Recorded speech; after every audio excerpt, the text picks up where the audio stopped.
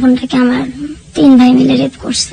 যখন ছোট ছিলাম তখন তো আর সবকিছু নাই, কিন্তু যখন বড় হয়েছে ছোটবেলার কথাগুলি আর কি, তখন মানে বেশ মনে পড়ছে এবং কষ্টও দিচ্ছে। ছোটবেলা থেকে আমরা শুরু করি, আপনার যতটুকু মনে আছে কোনো সমস্যা নেই।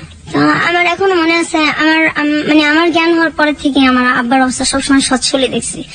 সচ্ছল মানে কি? সচ্ছল মানে আমাদের টাকা পয়সার কখনো কোনো অভাব ছিল না, নিজেদের বাড়িও ছিল, এখনো আছে, মানে দারিদ্রতা দেখি নাই কখনো।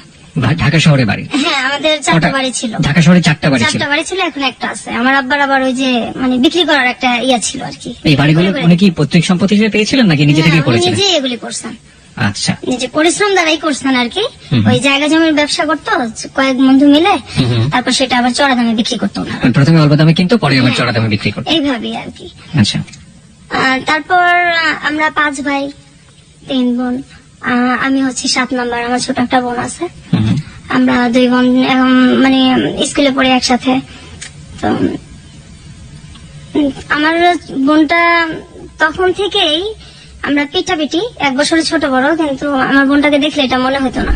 আমার বোনটাকে আর কি বেশ বড় মনে হতো। তো ওকে বড় মনে হওয়ার পেছনে কারণটা কি? মানে ও মানে মোটা হয়ে গেছিল অনেক ছোটবেলাতে। শরীরে কোনো সমস্যা ছিল? এমনিতে অন্য কোনো সমস্যা? ওর হরমোনের সমস্যা ছিল, এটা তখন আমরা বুঝতাম না। আচ্ছা, আচ্ছা। আর আমার ফ্যামিলি কখনো ডাক্তারও দেখায় নাই, কিন্তু ওর সাথে আমার মানে বোঝা যেত না যে আমাদের দুইজন এত মানে কাছাকাছি যে বয়স, তো অনেক ছোট বড় আর কি। ওকে বড় মনে হতো, আপনাকে ছোট মনে হতো? ওকে অনেক বড় মনে হতো। আচ্ছা। তারপর আমরা স্কুলে যাইতাম।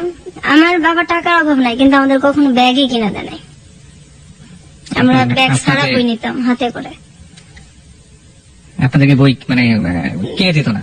বই মানে স্কুলে তো পড়ি, প্রাইমারি স্কুলে, কিন্তু ব্যাগ যে নিব, বইটা যে নিব, ব্যাগ, সেই ব্যাগ আমাদের কিনা দেয় নাই। আমরা হাতে করে ব্যাগ নিতাম। কারণ আপনার সব সন্তানের প্রতি কি একই রকম আচরণ করতো নাকি? না, আমার ভাইদেরকে অন্যভাবে দেখতাম। আমার ভাইরা তো তখন অনেক বড়, কিন্তু এটা মানে শুরু এই যে বুঝি যে আর কি। আর একসাথে খাওয়াইতে গেলে সবসময় আব্বা মা ছেলেদেরকে পাশে রেখে বসায় খাওয়াইতো। আমরা বসলে আমাদের 2 বোনকে উঠাই দিত। কেন? আপনারা কখনো জিজ্ঞেস করতেন না যে কেন আচরণ করছেন? জিজ্ঞেস করতাম। কি বলতো? কোনো কিছু বলতো না, যে হিংসা করা কেন আমার ছেলেদের সাথে, এটা বলতো মাঝে মাঝে। তারপরে দেখতাম আমরা। আপনার ভাইরা কোনো প্রতিবাদ করতো না যে না ওখানে বসে থাকুক? কখনোই না, এটা তো মানে বাবা মার মতোই ওনারা। তারপর মানুষ টিফিন নিত, আমরা সেই সকালবেলা 2টা বোন যাইতাম। আমাদের আর্থিক অবস্থা ভালো হতো যে আমাদের টিফিন দেওয়া হতো না। আমার ছোট বোনটা ক্লাসরুমে কাঁদতো, আর স্কুলের মাঠে একটা আম গাছ ছিল, খিদে লাগতো খুব। তো আমি গিয়ে সেই মাঠের মধ্যে বসে বসে কাঁদতাম। সবাই খাইতেছে, আমরা 2 বোন খাইতে পারতেছি না, অথচ আমরা কখনো অভাব দেখি নাই। তো আপনারা কি কখনো প্রতিবাদ করতেন না? কারণ ওই সময়টা তো আসলে এতটা ইমোশনাল। আপনারা যখন বলছেন যে খুবই ছোটবেলায়, তো বাসায় এসে অনেক ঝগড়াঝাটি করতেন না যে কেন টিফিন দাও না বা কি অবস্থা? ভয় পেতাম, আমরা বলতে পারতাম না। ভয় পেতেন কেন? আমাদেরকে ভয় পেতাম। হ্যাঁ, ছোটবেলা থেকে আমরা খুব টর্চারে বড় হয়েছি, তো তখন তো আমরা অনেক ছোট। আমার বোনটাকে যেখানে ভর্তি করার কথা আপনার 1-এ, তখন তো বেবি ছিল, প্রাইমারি স্কুল ছিল, সেখানে ওরে ভর্তি করা হয়েছে 2-তে, বড় দেখে। কিন্তু ও যে পারবে কিনা এটা কখনো দেখে নাই। ওকে ভর্তি করে দিল, বাস দিল, একদম ধাম করে দিল। তারপর আমরা একসাথে যাইতাম আসতাম। এই যে বৃষ্টি হইতো, তবুও আমাদের কোনো ব্যাগ ছিল না। আমরা 2 বোন ফ্রকের নিচে করে বই আনতাম, আমাদের বই ভিজা যেত। আমরা সে বইটা গ্যাসের চুলায় বসে বসে 2 বোন শুকাইতাম। আমাদের ওই বই ছিল কি হইলো এটা দেখার মতো কেউ ছিল না। আমার বড় বোন ছিল, সেও কখনো আমাদের কেয়ার করে নাই। আর যদি গরিব মানুষদের সাথে খেলতাম, যারা আমাদের চেয়ে একটু ছিল, তখনও মার খেতাম, অনেক মার খেতাম। আমাদের সবার সাথে। আপনাদের ভাইদের ক্ষেত্রে কি একই রকম কিছু? হ্যাঁ, আমার ভাইরাই মারতো, আর ভাইদেরকে ওইভাবে দেখতো না। আপনার ভাইয়ের সাথে আপনার বয়সের ডিফারেন্সটা সেই সময় কতটুকু ছিল বা এখনো? আমার একটা ভাই আছে, সেটা হলো আমার বোধহয় 3 বছরের বড়, আর এরপর তো সবই বড়, অনেক বড়। কত বছরের ডিফারেন্স? যেমন আমি যদি মনে করেন আমি 1-এ পড়ি, তখন তারা 7-এ 6-এ পড়ে, এরকম। আচ্ছা, আমরা আরো সামনের দিকে, গল্পের সামনের দিকে যাই। তো যখন এই মারধর গুলো করতো, আপনারা বাবা কিংবা মাকে নিশ্চয়ই বলতেন? ওনাদের সামনেই মারতো, সামনে তো একসাথেই তো সামনেই মারতো, কখনো কিছু বলতো না। মারার জন্য কোনো কারণ না, এই যে খেলতেছি গরিবদের সাথে মারতেছে, বা এই সারাক্ষণ তো মানে এটা করো ওইটা করো, আমাদের 2 সেকেন্ডের জন্য 2টা ঘন্টা আমাদের মানে বসতে দিত না। সারাক্ষণ এটা করো, আর সুযোগ পেলে আমার ঘাট টিপে দাও, পা টিপে দাও, হাত টিপে দাও, এগুলি চলতো। ভাই বলতো যে আমার ভাই ঘাট টিপে বলতো, দাও। হ্যাঁ। আচ্ছা, এটা কি স্পেসিফিকলি কোনো ভাই বলতো নাকি সবাই এরকম? বিশেষ করে এই একজনই বলতো আর কি বেশি, তারপর সবাই ভাবেই ডাকতো আর কি। একটা উসিলা ছিল, আর একজন সারাক্ষণই এটা করতো। তারপর আমি যখন ক্লাস 2-তে পড়ি, আমি খেলতে যেতাম, কিন্তু আমার বোনটা যাইতো না। ওর উপর দিয়ে তখন মানে কি গেছে, ও তো আমার সাথে একটু ছোট। আমি 3-তে উঠছি, 2-তে না, 3-তে উঠছি। আমার বোনটাকে আমি কখনো খেলতে নিতে পারতাম না। আমি কেন নিতে পারতেন না? আমি মানে ও যাইতো না, আর খুব কথা কম বলতো, অনেক কথা কম বলতো, এমনি চুপচাপ। কিন্তু হঠাৎ করে খুব চুপচাপ হয়ে গেছে। আমরা 2টা বোন একসাথে শুই, একসাথে বড় হয়েছি আমরা, কিন্তু ওই সময়টা আমার মনে পড়ে এখনো যে ওরে আমি বাইরে হঠাৎ করে নিতে পারতাম না। আপনার ভাই বোনকে একই সাথে খেলাধুলা করেছেন কখনো? না না, আমি আর আমার এই ছোট বোনটা একসাথেই থাকতাম, একসাথেই খেলতাম, আমরা দুজন তো পিঠাপিঠি। তারপর আমি খেলতে যাইতাম, আমার বোনটা দূরে থেকে দেখতো, কিন্তু ও যাইতো না, ওরে আমি নিতে পারতাম না, জিজ্ঞেস করলে কিছু বলতো না। পরে এক সময় আমি বুঝতে পারি আমার বোনটাকে আমার 3 ভাই মিলে রেপ করছে।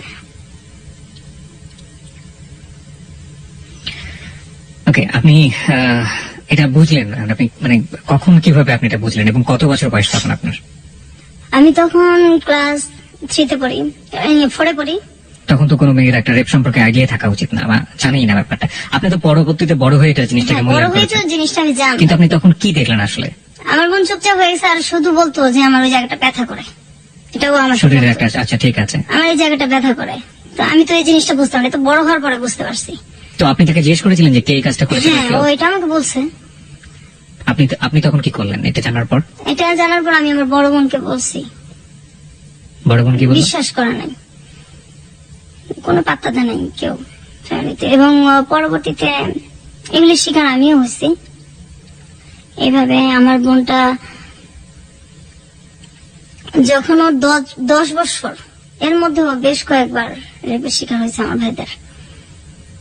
এটা ও কি করতো এই ধরনের ঘটনা ঘটার পরে? আপনি আপনার পরিবারকে বলেননি, আপনি বড় বোনকে বলার পরে আপনি আপনার বাবা মাকে বলেননি? তখন তো আমিও ছোট, জিনিসগুলোতে আমি বড় হওয়ার পরে মানে বেশি বুঝতে পারছি, আমিও তো তখন ছোট। একবার আমি মানে আমার বাবা মাকে বলছি জিনিসটা, আমি নিজেও বুঝি না, যতটুকু বুঝছি আর কি। তো বলছে তোমাদের জন্য কি আমার ছেলে বের করে দেবো, আমার ছেলেদের সাথে হিংসা করো, এই জন্য এরকম কথা বলো, আজে বাজে কথা বানায় বলো। বিশ্বাস করতো না, আর কিন্তু তারা শুনতেই চেত না, আমাদেরকে তো পছন্দই করতো না। হয়তো কেন এমন করতে জানি না, আমার তো আপন বাবা মা, আর ভাই বোন তো সবাই আপন। ওই সময় আমাদের পাশে কেউই ছিল না, আমরা 2 বোন একসাথে বড় হয়েছি, অনেক কষ্ট করে বড় হয়েছি, পাশে কেউ ছিল না। তারপর আমার বোনটা এরকম হইতে হইতে কথা বন্ধ করে দিল আস্তে আস্তে, একদমই যখন কথা বন্ধ করে দিত তখন বন্ধই থাকতো কথা। কতদিন বন্ধ থাকতো? 2 মাস 3 মাস বন্ধ থাকতো কথা। অনেক মারলেও কথা বলতো না, কারোর সাথে কথা বলতো না, কারোর সাথে কথা বলতো না। আবার যখন বলতো তখন হয়তো কিছুদিন বলতো, এরপর আবার বন্ধ। তারপর ও হঠাৎ করে বিছনায় প্রস্রাব করতো, এটা ওর একদম আগে ছিল না, তারপর হঠাৎ করে এটা হয়েছে। ওই যে মানে ডাক্তার দেখানো দরকার সেটা কেউ দেখাইতেছে না। তারপর ও চিল্লাচিল্লি করতো, খুব কষ্টে চিল্লাইতো, এগুলো বলতো। সেটার ওকে সাপোর্ট দেওয়ার মতো তো কেউ ছিল না, আর আমিও ছোট। তারপর ওই যে ভিজা কাঁথা এগুলি ওইভাবে উল্টায় রাখতো, আবার ওইটার মধ্যে এসে শুতো। এত শীত। আপনার মা কি করতেন? আমার মা কখনো আমাদের কেয়ার করে নাই। আমরা যদি কষ্ট পাই বলতাম, আমার মা একটাই কথা, আমার ছেলেদের সাথে হিংসা করো, তোমাদেরকে কি ভালোবাসি না, ভালোবাসি কি বড় করতেছি না, এরা কি ভালোবাসা আপনাদের 2 নজরে দেখতেছেন, আমাদেরকে এত কষ্ট দেন, আমরা কোথায় যাবো, আমাদের তো কেউ নাই। আপনি আমার ভাইদেরকে একভাবে দেখেন, আমাদের 2টা বোনকে একভাবে দেখেন, কিন্তু আমার বড় বোনকে ওনারা এইভাবে বড় করে নাই, আমার বড় বোনকে ওনারা অনেক ভালোবেসে বড় করছে। আমাদের 2 বোনের বেলায় এরকম হয়েছে। তারপর আমার বোনটা যখন ক্লাস 5-এ পড়ে, 5-এ পড়ার পরে একদমই বিছানায়, প্যারালাইজ না, কিন্তু বিছানার মধ্যে গোসলও করতে পারে না, হাঁটতেও পারে না, নিজে হাতে খাইতেও পারে না। এখনো ওকে আমার বড় ভাবি খাওয়াই দেয়, গোসল করায় দেয়। আর তখন আমার বড় ভাবিটা তখন এরকম ছিল না, পরে আস্তে আস্তে মানে আমার মায়ের চাইতে বেশি ভালোবাসে। আমরা মেন ট্রিটমেন্টে যায়নি যে সময়টা এরকম হলো? না, আপনার পরিবার ট্রিটমেন্টে যায়নি? না, কখনোই না, কোনো ধরনের ট্রিটমেন্ট করে না, কখনোই করে নাই। তো ও তো অসুস্থ হয়ে পড়লো 93 সালে। This track was downloaded from FusionBD.com. 93 সালে একদমই বিছানায় পড়ে গেল। তখন ওর বয়স কত? তখন ওর মনে হয় কত হবে, 93 ও ক্লাস 5-এ পড়ে। আচ্ছা, বয়সটা ওটাই কি ওর শেষ পড়া ছিল? পরে আর পড়াশোনা করতে না, পারে? এরপর তো একদম বিছনায়, আচ্ছা, একদম নিজে খাইতে পারে না, নিজে গোসল করতে পারে না, বিছানা থেকে ওরা ধরে উঠাইতে হয়। কিন্তু ওর ভিতরে তো এই কষ্টগুলির কারণে ও আর কি এরকম হয়ে গেছে। তার মধ্যে ওর প্রচন্ড মোটা হয়ে গেছে। তো একবার ডাক্তার দেখানো হয়েছে, ডাক্তার বলছে ওরকম মানে ওর শরীরে হরমোন অনেক বেশি। আর যেটা হলো যে ওর খুব মাথা ব্যথা করতো। ওর যখন মানে কান্নাকাটি করতো তখন আমার বাবা মার কাছে আসতো না, কিন্তু আমাদের পাশের পাশের সব মানুষ চলে আসতো। এত রাত্রে এইভাবে কে কাঁদে, পাশের পাশের অনেক লোকজন চলে আসতো, কিন্তু আমার বাবা মা পাশের রুমে থাকতো, ওনারা কোনোদিন আসতো না, এসে কখনো পাশে বসতো না। কোন সময়ই আমাদেরকে মানে অসুখ হইলে আমার বাবা মা কখনই কাছে আসেনি, কিন্তু আমার ভাইদের যদি অসুখ হইতো তারা পাশে যেত, ফল নিয়ে বসে বসে খাওয়াইতো। তারপর আমার বোনটা যখন একদম পড়ে যায় অসুস্থ অবস্থায়, তখন আমার এই ভাবি ওরে এই শুরু করে টানা আর কি। আমার ভাবিটা এমন দিন গেছে যে আমার মানে দুধ জাল দিচ্ছে, ছেলেদেরকে খাওয়াইতো, আমার মা বাবা খাইতো, কিন্তু আমাদের দুই বোনকে কখনোই দিত না। এই দুধ যে মানে খাওয়াটা, আমাদের বাসায় সবসময় দুধ রাখতো, আমার ভাবি আমাদেরকে খাওয়াইবেন।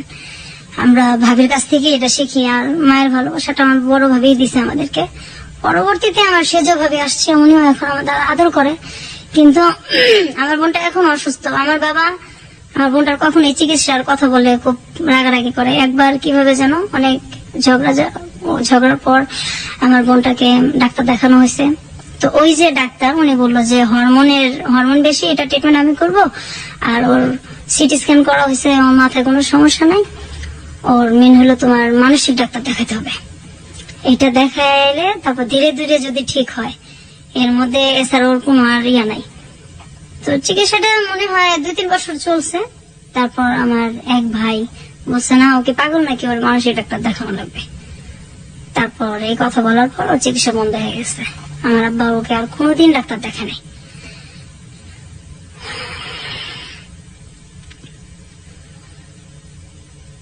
তারপর ও এখনো যদি মাথা ব্যথা করে, এখনো কথা বলে না, 2 মাস 3 মাস কথা বন্ধই থাকে। ওর বয়স কত এখন? এখন ওর বয়সে তো আমার 2 বছরের ছোট, ওর 28-27 এরকম চলে।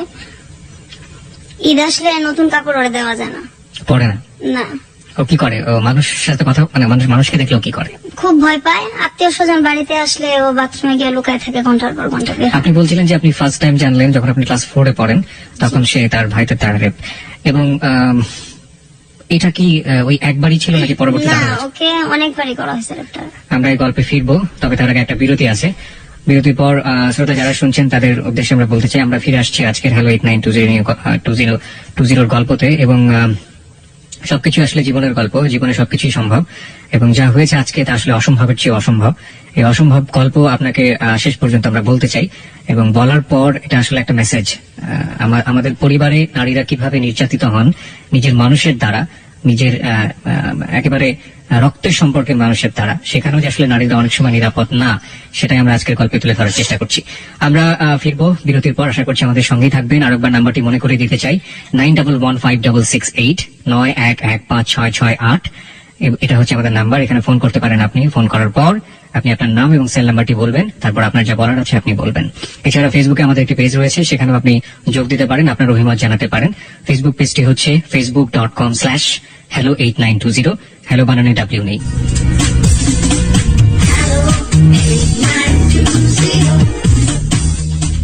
সংবাদের আগে আমরা ছোট্ট করে আবারও ফিরেছি, এবং একটু পরেই সংবাদ রয়েছে। আমার মনে হয় যে আপনি বোধহয় একটু নার্ভাস ফিল করছেন বিথি। আসলে কি একটু নার্ভাস? শরীরটাও আপনার তেমন একটা ভালো না, আপনি বোধহয় একটু নার্ভাস ফিল করছেন। নার্ভাস ফিল করার আসলে কিছু নেই। আমরা মনে করি সবচাইতে জীবনে ঘটে যাওয়া ঘটনাগুলো, আপনি আজকে বয়স যদি আমি ভুল করে না থাকি, যেহেতু আপনার বোনের চেয়ে 2 বছরের বড়, 30-এর কাছাকাছি আপনার বয়স, 30 বছর ধরে আপনি যে কষ্টটা বয়ে চলেছেন এবং সেই কষ্টগুলো আজকে আপনি আমাদের এবিসির লাখো শ্রোতার কাছে ভাগাভাগি করতে এসেছেন, নিশ্চয়ই আপনার একটি উদ্দেশ্য আছে, সেটা আমরা অনুষ্ঠানের শেষের দিকে জানবো। এবং এই যে এত কষ্ট করে বুকের মধ্যে লালন করে চলেছেন, এবং এমন কষ্ট যেটা আসলে কার কাছে কি আপনি আপিল করবেন, কার বিরুদ্ধে আপনি আপিল করবেন? আপনার অনুভূতিগুলো কি ঠিক এরকম না যে ভাইয়েদের কাছ থেকে আপনি আপনার বোনের কথা বলছিলেন, আপনার নিজের ক্ষেত্রেও কি এরকম ঘটেছে? অবশ্যই। একই বয়সে আপনার ক্ষেত্রে এরকম ঘটেছে? হ্যাঁ, আমার একই বয়স হয়েছে, আবার আমার পরেও হয়েছে, কিন্তু পরে ওর হয় নাই আর কি। তো আমি যখন 2 তে পড়ি, তখন আমার ভাই একটা আমাকে ডাক দিয়ে বলতেছে যে এগুলো আসো, ওই এক গ্লাস পানি দিয়ে যাও। আমরা ছোটবেলা থেকে খুব ভয় পেতাম। কোন ভাই আপনার? এটা আমার সেজো ভাই। একজনই? একজন আর কি। তো ডাক দিতেছে, তো আমি গেছি পানি নিতে। তারপর এটা তো আসলে তখন বুঝি নাই, বড় হয়ে বুঝতে পারছি। তখন আপনি ক্লাস 2 তে পড়েন? 2 তে পড়ি। তারপর আমি পানি দিতে যাওয়ার পর আমার ভাই আর কি দরজা আটকায় দেয়, জানলা আটকায় দেয়, আমার মুখ চেপা ধরে, এবং তার দ্বারা আমি রেপ হই আর কি। তো এটা আমি বাসায় জানাইছি, ওই সেম কথাই। কোনো ব্যবস্থা নেওয়া হতো না? না, এটা ছেলেদেরকে জিজ্ঞাসা করা হতো না, ওটা আমাদেরই ধমকানো হতো। আপনার ভাইয়ের বয়স তখন কত ছিল? আমার ভাইটা একদম যদি কম হয় 7-8 তো পড়ে। আচ্ছা, 7-6। মানসিক ভাবে অসুস্থ ছিল কি আপনার? না, কখনোই না, ওরকম কোনো সিমটমই তাদের নাই। এমনি পাড়ার লোকজন, আপনারা যে পাড়ায় বসবাস করতেন, তারা আপনার ভাইদেরকে কিভাবে চিনতো, মানে কেমন মানুষ হিসেবে চিনতো? আসলে আমাদেরকে তো বাইরে কম যেতে দিত, খেলতেও কম দিত। আপনাদের 2 বোনকেই? হ্যাঁ, খেলতেও কম দিত, বাইরে যেতে দিত কম। তারপর আমি যখন এরকম হওয়ার পরে আমি কিছুদিন স্কুল যেতে পারি নাই। তো আমি খুব কান্নাকাটি করতেছি, মানে আমি কি বলবো, কাকে বলবো? তা আমি বাসা তো বলছি, এই কথা শুনছি, স্কুল যাইতে পারি নাই। এই যে যাই নাই, এর জন্য অনেক মারধর করা হয়েছে আমার। আমি স্কুল কেন যাই নাই? আমাদের যদি একটু খারাপ লাগতো, আমরা স্কুল বন্ধ দিতে পারতাম না।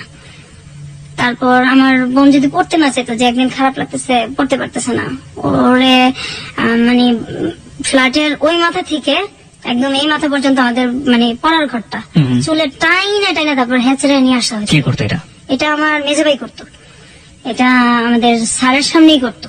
আচ্ছা, আমরা গল্পের বাকিগুলো শুনতে চাই সংবাদের পর। রাত 12টার সংবাদের পর আমরা আসলে এই গল্পের শাখা প্রশাখা সবগুলোই জানার চেষ্টা করবো। আশা করছি আমাদের সঙ্গেই থাকবেন, সংবাদ পর্যন্ত অপেক্ষা করুন, তারপরে গল্পের মূল জায়গাগুলোতে আমরা যাব। হ্যালো 8920, আপনি শুনছেন এবিসি রেডিও FM 90.2। আশা করছি সাথেই থাকবেন।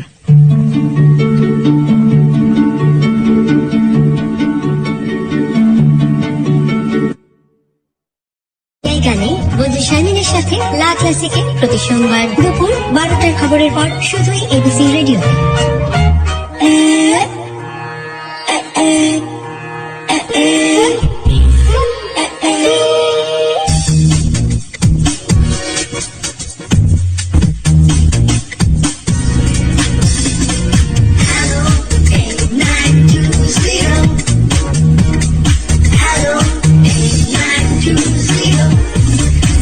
একবার স্বাগত হ্যালো 8920-তে। সংবাদের পর আমরা ফিরে এসেছি আমাদের অতিথি নিয়ে। আজকে আমাদের সঙ্গে আছেন বিথি, তার ছদ্মনাম বলবো আমরা আসলে গল্পের প্রয়োজনে ব্যবহার করছি। তিনি তার নিজের নামটাকে গোপন করেছেন, এবং আমরা আরো একবার বলে নিতে চাই, আজকের এই গল্পটি একটি বাস্তব গল্প, জীবনে ঘটে যাওয়া গল্প, এবং আমরা মনে করি যে কোনো সমস্যাই সেটা সমস্যাই থেকে যায় যদি সেটা গোপন রাখা হয়।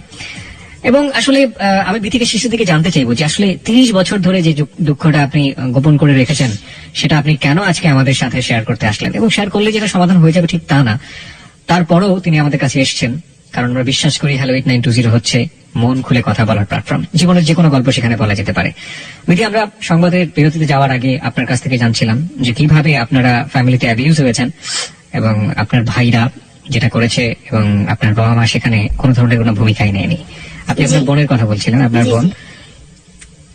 তা আমার বোন তো এই যে এরকম হলো, তারপর আমার বাবা মা তো কোনো কেয়ারই নাই, অসুস্থ হয়ে পড়লো। কিছুদিন ওর চিকিৎসা চলার পর আমার ভাইটা যখন বললো, তখন তো চিকিৎসা বন্ধ হয়ে গেছে। বন্ধ হয়ে যাওয়ার পরে তো মানে আমিও এটা নিয়ে অনেক ঝগড়া করছি, আমার ভাবিরা করছে, এবং আমার যে বড় ভাইটার পরে যে মানে আমার যে সেজু ভাইটা, ওই ভাবিটার দেশের বাড়ি হচ্ছে চাঁদপুর, জি ওনার 2টা বাচ্চা আছে। ওনার হাজবেন্ড আমাদের সাথে সেম কাজটাই করছে। আমার ওই ভাইটা তখন 9-এ পড়ে, ও তখন বড়। আর হাজবেন্ড মানে হচ্ছে আপনার ভাইয়ের বাইরেও? না না, আমার মানে বড় ভাইয়ের পরে যে ভাইটা বিয়ে করছে আর কি, একটা গ্যাপ মাঝখানে ভাই, জি। তারপরে যে ভাইটা বিয়ে করছে ওই ভাবিটা ভালো। ওই ভাবিটার হাজবেন্ড যেরকম করছে সেই ভাবিটাও জানে। আচ্ছা আচ্ছা। উনি আমাদেরকে বেশ সাপোর্টও দিছে। উনি ওনার হাজবেন্ডকে কখনো জিজ্ঞেস করেছেন আপনার জানা মতে যে তুমি এই ধরনের কাজ কেন করেছো? না, এটা বলতে সাহস পায় না, খুব ভয় পায় ভাবি। ওনারা কি মারধর করেন ওদেরকে? না, ওরকম তো কখনো দেখি নাই। আর এমনি খুব ভালোবাসে, ভাবির সাথে কখনো খুব একটা লাগালাগি হয় না, বাচ্চাদের নিয়েই হয় আর কি। আচ্ছা মাঝে মাঝে ওর নিজের বাচ্চার সাথে 2টা ছেলে যে আছে, ওই আমাদের সাথে যেরকম মানে টর্চারটা করতো, হাসি খুশি থাকাটা বোধহয় দেখতেই পারে না। কি ধরনের টর্চার করতো? গায়ে হাত তো তুলতো, কি ধরনের টর্চার করতো? তো আমার ধরেন আমি ওই যে স্কুলে যাব ছোটবেলা, আমার বোনের ইয়েটা আগে শেষ করি। জি আমার বোনটা তো অসুস্থ হয়ে গেল, তারপর চিকিৎসা বন্ধ, ওর মাথা ব্যথার জন্য আশেপাশে মানুষ চলে আসতো, বাবা মা তো কখনোই আসতোই না। আর আমার ভাইরা ওর চিকিৎসা বন্ধ, যে ও কি পাগল নাকি, ওর তুমি মানসিক ডাক্তার দেখাবা। আর মোটা হয়ে গেছে, ডাক্তার বলছে হরমোনের ট্রিটমেন্ট করলে এটা ঠিক হয়ে যাবে, না হয় এটা ওর অনেক সমস্যা হবে। আমার বাবা বলছে এগুলি কোনো কিছু নাই, মোটার জন্যই সমস্যা সব। এবার আমার ভাইরাও এটাই কথা। আর আমাদের সংসারটা তাই হয় যে আমার ভাইরা বলে আর কি, আমাদের কোনো ভ্যালু নাই। আমরা 2 বোন কোনো ব্যাপারে কোনো মন্তব্য দিতে পারি না, আর আমাদের যেভাবে চালাবে ওইভাবেই। আমার বাবা টাকা নাই, কিন্তু আমার 2 বোনের যে কাপড় চোপড় গায়ের এটা কখনো মানে দিত না, কাপড়েও আমাদের খুব কষ্ট দিত। আর আমাদের কোথাও যে চিড়িয়াখানা বা বাচ্চাদের যে ঘোরার যে জায়গাগুলি, ঈদ আসতো বা এমনিতে আমাদের কোথাও কেউ নিয়ে যায় না কোনোদিন, আমার আব্বাও না। আমরা এগুলি ছোটবেলা দেখি নাই চোখে, কখনোই না, ঢাকা থেকে এগুলি আমরা কখনোই দেখি নাই।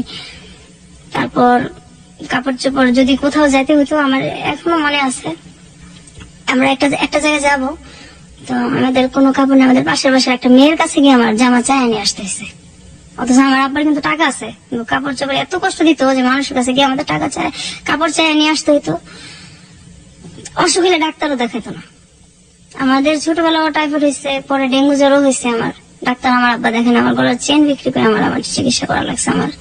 আমার ছোট বোনেরও সেম অবস্থায়, ওর মাঝে মাঝে পা ফুলে যায়, একদম পা ফুলে গাল টাল ফুলে যায়, খুব কান্নাকাটি করে। আমার আব্বার কোনো খারাপই লাগে না। আর আমার আব্বার কিন্তু একটু বাইরের মহিলাদের প্রতিও আছে, দুর্বলতা আছে, আসা যাওয়াও আছে।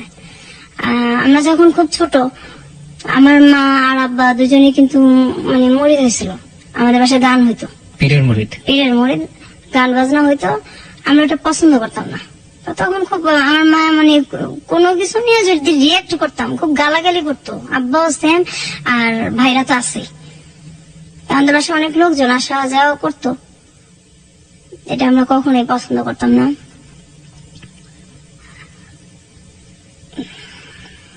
খুব বেশি ইমোশনাল হয়ে গেলে আপনি গল্পের সামনের দিকে যেতে পারবেন, এবং আমি যতদূর জানি যে আপনি শারীরিকভাবে অসুস্থ, সুতরাং আমার মনে হয় একটু কন্ট্রোল করে আপনাকে বলতে হবে।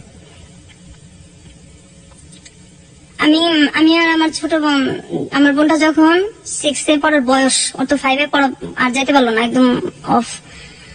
এর মাঝে তো আমি আগেই বলছি যে আমিও রেপ হয়েছি। তারপর আমি যখন, আমার বোনটা অসুস্থ শুয়ে আছে, আমার মাকে আর কি একটা ছেলে ধর্মের মা ডাকে, তো উনি আমাদের বাসায় আসে অনেক রাত্রে। আমাদের বাড়িটা ছিল অর্ধেক দোতলা অর্ধেক একতলা। আমি আর আমার বোনটা যে রুমে শুইতাম, তার পাশে আমার আব্বা আমার রুম ছিল, তারপরে ছিল বাথরুমটা। তো ওই লোকটা রাত্রে মানে আসে আমাদের বাসায়।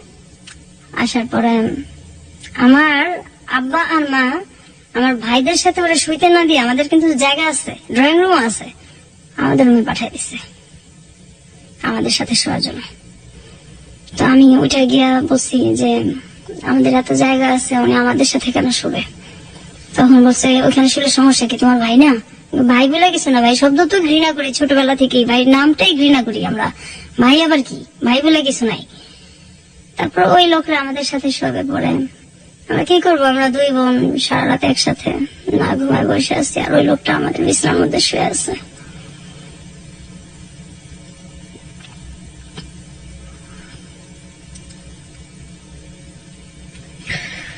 ওকে, আমরা আর একটু সামনের দিকে যাই। তারপর আমি কিবরিয়া ভাই যখন মানে ঘুমায় থাকতাম, আমরা দুই বোন মানে এখনো দিনের বেলা ঘুমাই না, কখনো দিনে ঘুমাই না। ওই পায়ের শব্দ মনে হয় যে এখনো কানে বাজায়। যখন ঘুমায় থাকতাম আমার ভাইরা ঘুমন্ত অবস্থায় এসে গায়ে হাত দিত। আমার ওই ভাইটা তখন 9 10 পড়ে, আমি তখন ক্লাস 6 কি 5 পড়ি। ঘুমন্ত অবস্থায় এসে গায়ে হাত দিত, চিল্লাচিল্লি করতাম, কান্নাকাটি করতাম। পাশে আমার মা আছে, আমার আব্বু আছে, মনে হয় যে শুনেই নাই, কিছুই শুনে নাই। ভয়ে কখনো শুইতামই না, মানে রাতটা। আর মাঝখানে আমাদের যে দরজাটা ছিল এটা মানে আটকানো যেত না, এটা আমার আব্বা কখনো ঠিক করে দিত না। তাহলে হয়তো আমরা ওই বয়সটা একটু সেফ থাকতে পারতাম আর কি। কখনো ঠিক করে দিত না, কিন্তু ছেলেদের যদি কোনো সমস্যা হতো সেটা সাথে সাথে ঠিক হয়ে যেত। এটা এখনো হয়, ছেলেদের সব সমস্যার সমাধান সাথে সাথেই করা লাগবে। আমাদের কোনো সমস্যার মানে কোনো সমস্যাই নেই তাদের কাছে। ঈদ আসলে আমার আব্বা মা আমার ভাইদেরকে ডাক দিয়ে তাদের পাশে বসে খাওয়ায় না। আমরা যদি দুই বোন পাশে গিয়ে বসি, আমাদের উঠায় দেয়, তুমি ওঠো, ও এখানে বসবো, এখানে বসবো। আমার ভাইদের কথা বলে, কিন্তু আমাদেরকে বসতে দেয় না। আমাদেরকে তখন কষ্ট হয় না।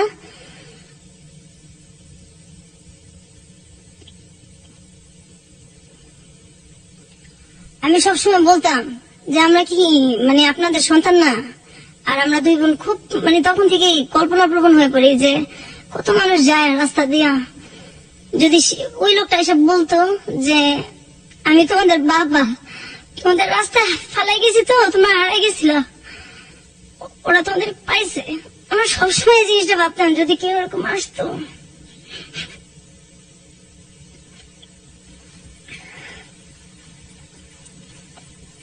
আমি যখন ক্লাস 5 পড়ি, আমি স্কুল থেকে আসলাম, আমার তখন রেজাল্ট বের হয়েছে। আমি বাসায় এসে দেখি আমার যে বড় ভাইটা, আমার বড় ভাইটার বয়স তখন সম্ভবত 30-35 কাছাকাছি। আমি তখন ক্লাস 5 পরীক্ষা দিয়ে আসলাম, ফাইনাল রেজাল্ট নিয়ে আসছি বাসায়। আমি এসে দেখি একটা আমার বড় ভাইয়ের মতো কি তার চেয়ে একটু বড় এরকম একটা লোকের সঙ্গে বিয়ে ঠিকঠাক আমার বিয়ে দিয়ে দিবে। মানে আমি তো খুব কান্নাকাটি করতেছি, আমার ছোট বোন, আমি অনেক কান্নাকাটি করতেছি। আমার দুটো মামাতো ভাই, ওরা বলতেছে এটা কেমন কথা, এত বয়স্ক লোকের সাথে আর ও পড়ে, কিসের অভাবটা কি যে ওরা বিয়ে দিয়ে দিবে। আমি আমার বাবার পায়ে ধরে কান্নাকাটি করছি, আমার বিয়ে দেন না, আমার পড়ান, আমি যখন বড় হবো আমি আমার পড়ার খরচগুলি আপনার আমি দিয়ে দিব, তোমার আমার বিয়ে দেন, আমি পড়তে চাই।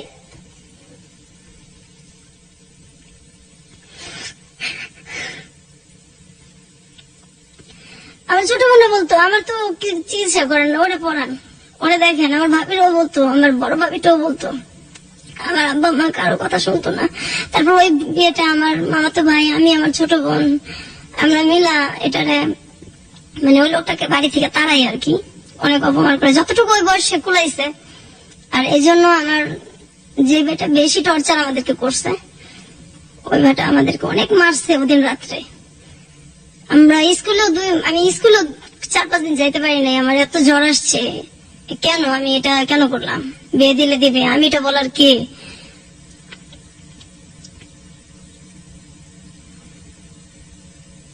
তারপর আমার ছোট বোনটার জন্য খুব খারাপ লাগতো, ওর কাপড় চোপড় তো কখনো পড়তে চেত না, আর তখন থেকে আত্মহত্যার খুব চেষ্টা করতো। আমি গাছ লাগানোর খুব শখ ছিল আমার, এই এন্ডিল গ্রাম থেকে নিয়ে আসছি, ধান খেতে দেয়, সেটাও মুখে নিছি, মরে যাবো। এই আপনার বোন আত্মহত্যার চেষ্টা করেছে, এটা আপনি কিভাবে জানলেন? হ্যাঁ, একদিন ওই ইঁদুরের বিষ আনা হয়েছে আমাদের বাসায়, তো সেটা পাওয়া যাইতেছে না।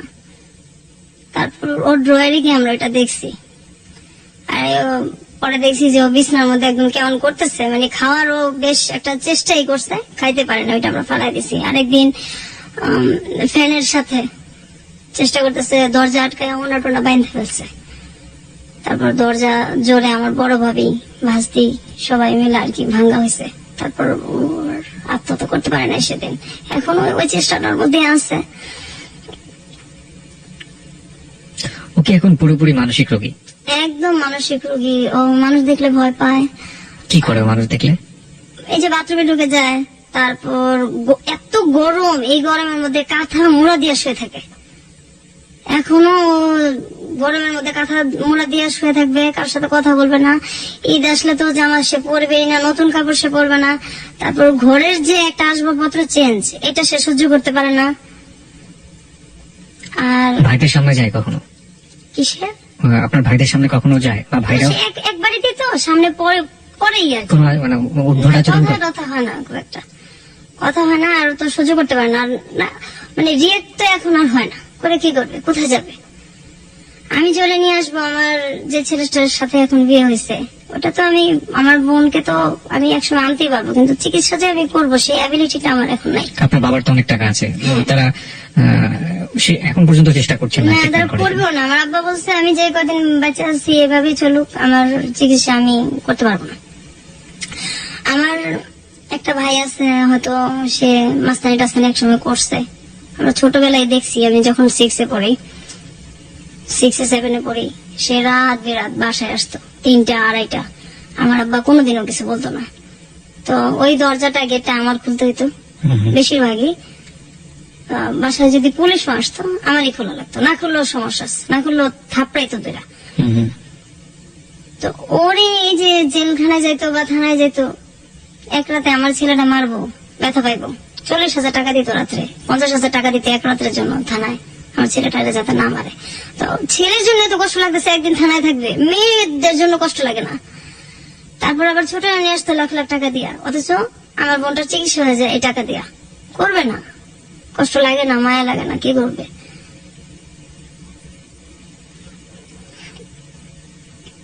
আমার মাও এরকমই ছিল, মা বাবা দুইজনই ছেলেদের প্রতি দুর্বল। আপনি সর্বশেষ এই দুর্ঘটনার শিকার হয়েছেন কত বছর আমি বয়সে? তখন ক্লাস 8-এ পড়ি। ক্লাস 8 পর্যন্ত আপনাকে এই দুর্ঘটনা সহ্য করতে হয়েছে। আপনার মা তখন বেঁচে ছিলেন? হ্যাঁ, আমার মা মারা গেছে যে 4 বছর হয়েছে। ক্লাস 8-এ যখন আপনার লাস্ট এই ঘটনাটা ঘটলো, আপনি আপনার মাকে বলেছিলেন? হ্যাঁ, বলছি। মা কি বলেছিল? তুমি মিথ্যা কথা বলো, সারা জীবন আমার এই ছেলে কোন আমি এইসব বদনাম করো, ওকে বেশি ভালোবাসি, সহ্য করতে পারো না, এগুলো কি বলো? তারপর আমার আব্বার এখানে গেছে, আমি তো কাঁদতেছি।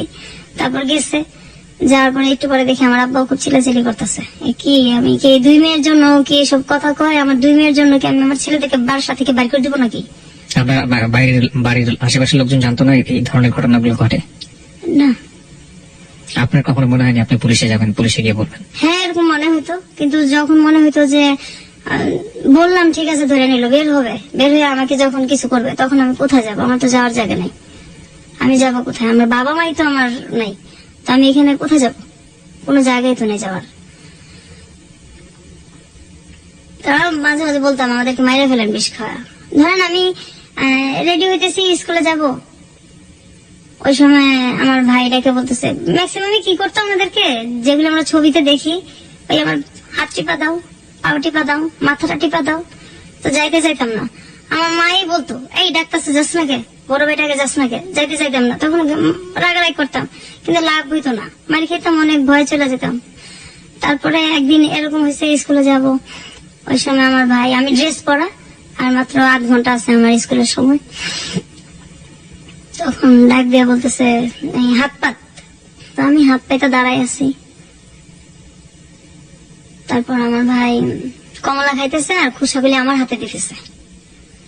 আমি তো দাঁড়াইতেছি যে দেরি হলে ওদিকে ম্যাডামের মার খাবো স্কুলে, আর কিছু বলতেও পারতেছি না। এটা আমার মা তখন পাশেই, আমার ভাইয়ের পাশেই আমার মা খাটে বসে আছে। আমি বলতেছি আমি কি স্কুলে যাবো না? আমার হাতের মধ্যে আপনি কমলার খোসা রাখতেছেন, আমি স্কুলে যাবো, আমার স্কুলের সময় যাইতেছে গা। ঠাস ঠাস করে আমার গালের মধ্যে জোর দিছে, এই বড় ভাইয়ের উপরে কথা কস, তোর দাঁড়ায় থাকতে বলছি, তুই দাঁড়ায় থাকবি, এত কথা কস কি লিগা? ম্যাডাম কি করবো না করবো। তারপর সেদিন রাত্রে আমার মা মাজারে গেছে, আমার বড় ভাবি তাদের রুমে শুইতো দোতলায়, আর নিচে আমরা শুইতাম। ওদিন আমার ভাইটা আমাকে ঘুমন্ত অবস্থায় ধর্ষণ করে আর কি, রেপ করে।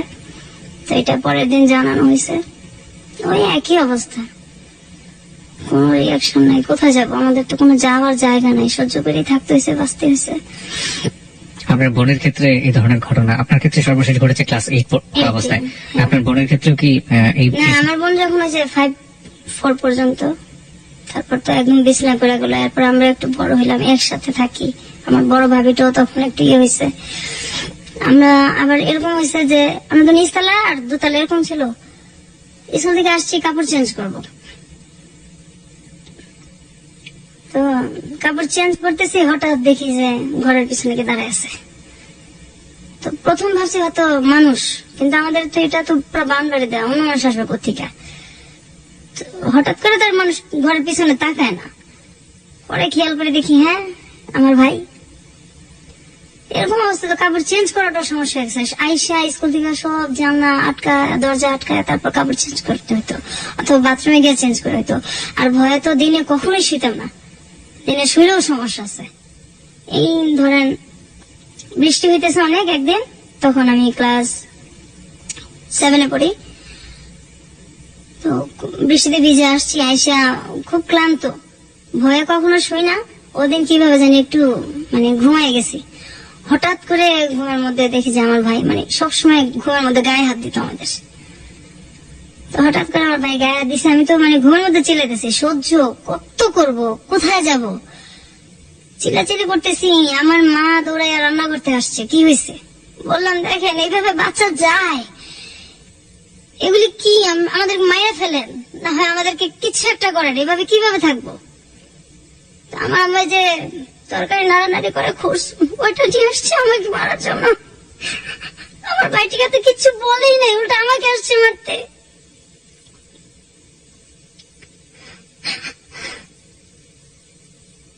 This track was downloaded from FusionBD.com.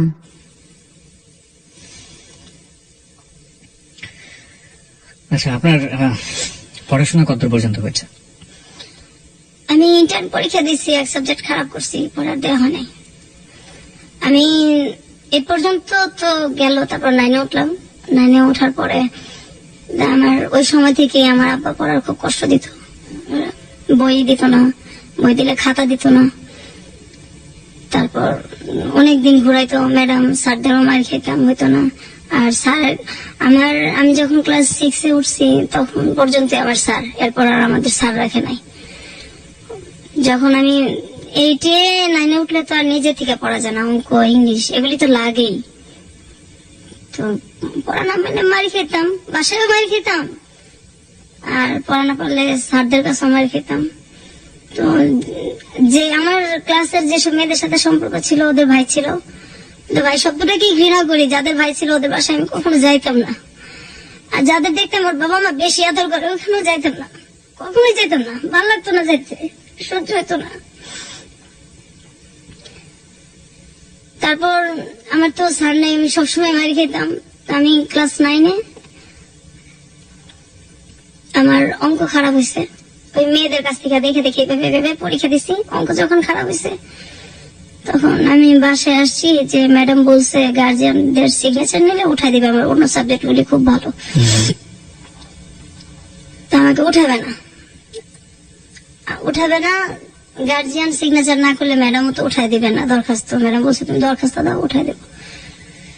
তো 5-6 দিন হয়ে গেছে, তারপর ম্যাডাম আমাকে বলতেছে যে সবাই হয়ে গেছে, ভর্তি হয়ে যেতেছে, তো তোমার তো সব মার্ক ভালো, শুধু এটার জন্য তুমি আনলো না তোমার গার্জিয়ানের সিগনেচার দিয়া দরখাস্তটা করে। বলছি ম্যাডাম আমাকে তো আমার বাসা থেকে বলা হয়েছে যে আমাকে মানে উঠাবে না, আমাকে এই ক্লাসে রাখবে। তখন ম্যাডাম বলছে কেন, তোমার সবগুলি ভালো, আমি যেখানে ক্লাস টিচার হয়ে বলতেছি সেখানে তোমার গার্জিয়ান কি, তো দাও আমি সিগনেচার হয়ে তোমার গার্জিয়ান হয়ে আমি তোমাকে উঠাই দেবো। তারপর ম্যাডাম, আমি তো আর বুঝতে পারি না, খুব খুশি হয় আর কি ম্যাডামের সিগনেচার দিয়া, তারপর আমাকে উঠাই দেওয়া হয়। তো আমি পরের দিন এসে আমার আব্বাকে বলি আর কি যে আমার নতুন বইটি লাগবে, আমার উঠাই দিছে ম্যাডাম। এই কথাটা শোনার পর আমার যে বেটা বেশি টর্চার করছে আমাদের, ও এসে ঠাস ঠাস করে আমার গালের মধ্যে চড় দিছে, এত পণ্ডিত কেন, আমি উঠাবো না, ম্যাডাম তোরে বলবো কেন, আর ম্যাডাম বললে তুই উঠাবে কেন, তুই কস নাই আমার কথা। হ্যাঁ বলছি তো, আমি উঠবো না কেন, আমার তো সবগুলিতে রেজাল্ট ভালো। আমাকে কিবরিয়া ভাই এত মারছে, আমি মনে 10-12 দিন আমার জ্বর ছিল। আমার আব্বা কিচ্ছু বলে নাই, মাও কিছু বলে না, আর বলার তার কেউ নাই। তারপর তো স্কুলে গেছি, আসছি, তো ওই এক সাবজেক্ট আমার সবসময় খারাপ হতো। আমি যখন পরীক্ষা দিব তখন 99 সাল, আমার সাথে সবাই পরীক্ষা দিতেছে, আমাকে দেওয়া হবে না পরীক্ষা।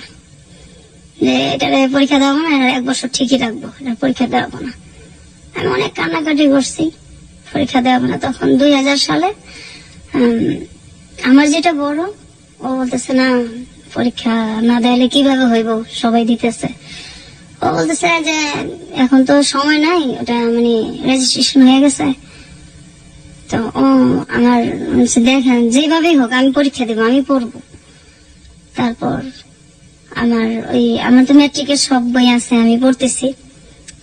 হঠাৎ করে যখন রেজিস্ট্রেশন মানে আমার করতে হবে, তখন আমি গেছি। যাওয়ার পর আমি গিয়ে দেখি যে এটা একটা মাদ্রাসা। আর আমি তো আরবি কিছু পারি না।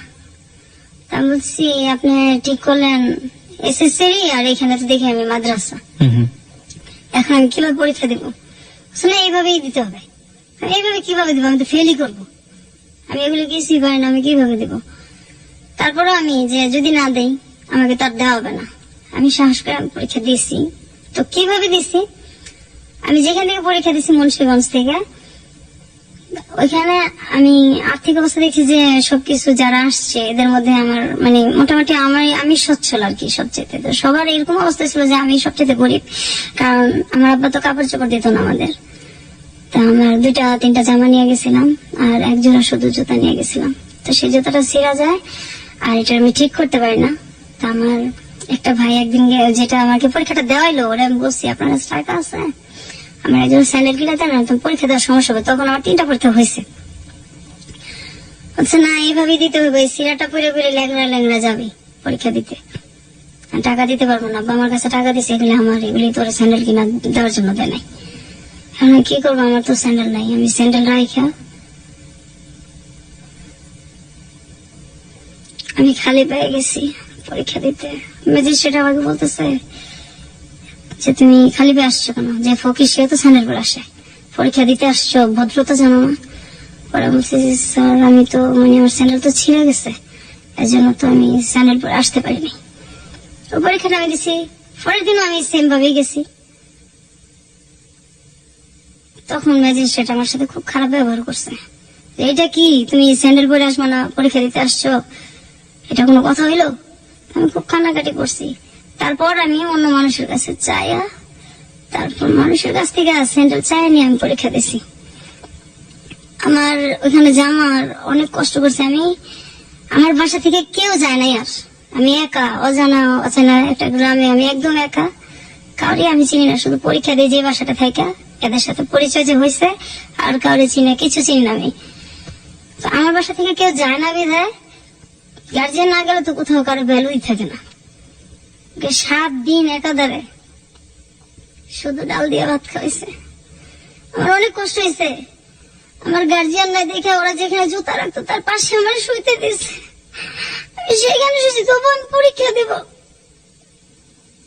ওদের জুতার সাইডে আমি শুয়েছি, আর ওরা সবাই কাটে শুয়েছে। অন্য যেসব মেয়েদের গার্জিয়ান যেত ওদেরকে ভালো জায়গায় থাকতে দিচ্ছে, শুইতে দিচ্ছে। আমার গার্জিয়ান জানে আমার ভ্যালু নাই, আমার ওইখানে কেউ আমার দেখতে যায় নাই, কখনোই যায় নাই। ওদের স্যান্ডেলের জায়গায় আমি শুয়ে শুয়ে পরীক্ষা দিছি আর কাঁদছি। তারপর আমি পাশ করছি। আমি বলছি আব্বা আমি কিন্তু পড়বো, মানে আপনি কষ্ট করে পড়াবেন, আমি পড়বো। আমি বলছে ঠিক আছে পড়ো। আমি খুব খুশি, কিন্তু আমার কলেজে ভর্তি করে না, কলেজে ভর্তি হওয়ার টাকাও দেয় না।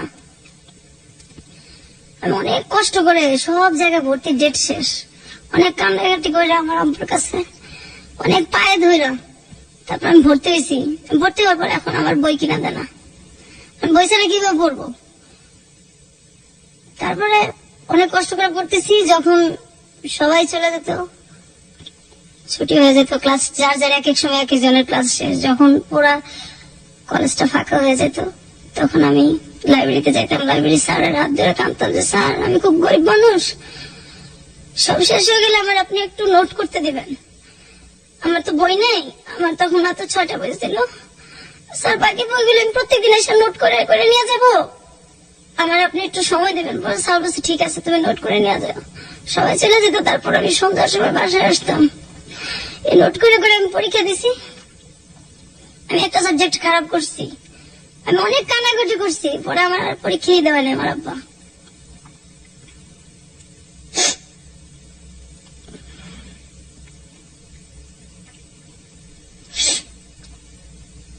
পৃথিবীতে সবচেয়ে মধুর সম্পর্কগুলো হচ্ছে প্রথমত রক্তের সম্পর্ক, কারণ বাবা, ভাই, মা, এই সম্পর্কগুলো আসলে এই সম্পর্কই, এই সম্পর্কের ক্ষেত্রে কোনো কিছু চিন্তা করে না। কিন্তু আজকে যে ঘটনাটা আমরা শুনছি,